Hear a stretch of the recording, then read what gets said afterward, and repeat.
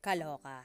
Kimi, sinabing investment niya dati si Gerald na nalugi lang.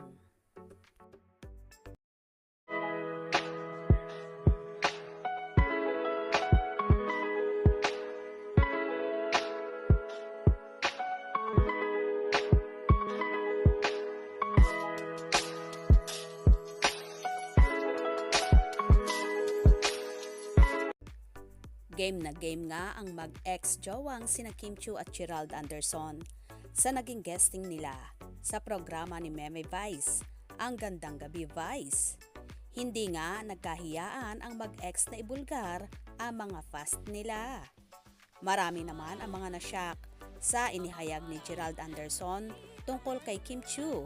Isa na nga dyan ang pagiging galante nito sa kanya kung saan mamahaling gamit talaga ang ibinibigay sa aktor.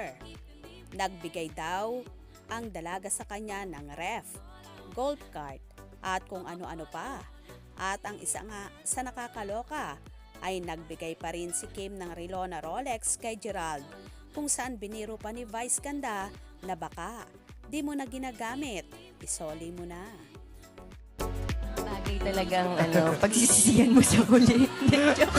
Hindi na relate ko lang yung ginagawa. Nagpa-TV, cellphone. Siya nagbigay ng cellphone. Ako nagbigay ng cellphone. Lamang ka sa akin dun, ha? Relo. Parang, oo.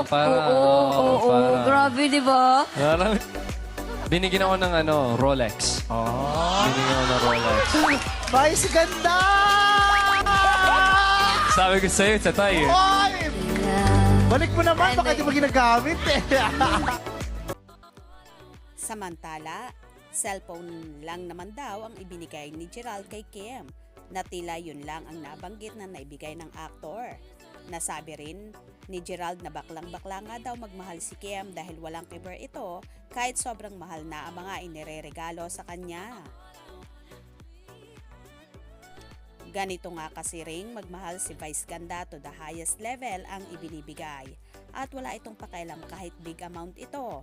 Ang mahalaga alam niyang nagiging happy ang jowa niya sa mga binibigay niya at di siya tumitingin sa halaga ng mga ito. Nabanggit naman ni Kim na dati raw niyang investment si Gerald na nalugi lang kung saan nagkatawanan na lang ang tatlo. Ako ng golf cart.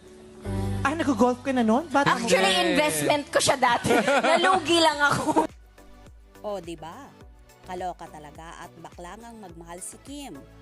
Dati na halos wala nang itinitira para sa sarili. Kulang na lang pati bahay ibigay na rin niya kay Gerald. Anyway, now naman, wise na si Kimi at for sure na di na yon gagawin pa sa magiging boyfriend niya. Well, sino kaya ang maswerteng makakasungkit ng puso ng dalaga? Abangan natin yan. Kaya naman tumutok at wag na wag pahuhuli sa mga maiinit na kaganapan. Anong inyong magiging reaksyon sa bidyong ito? Comment below.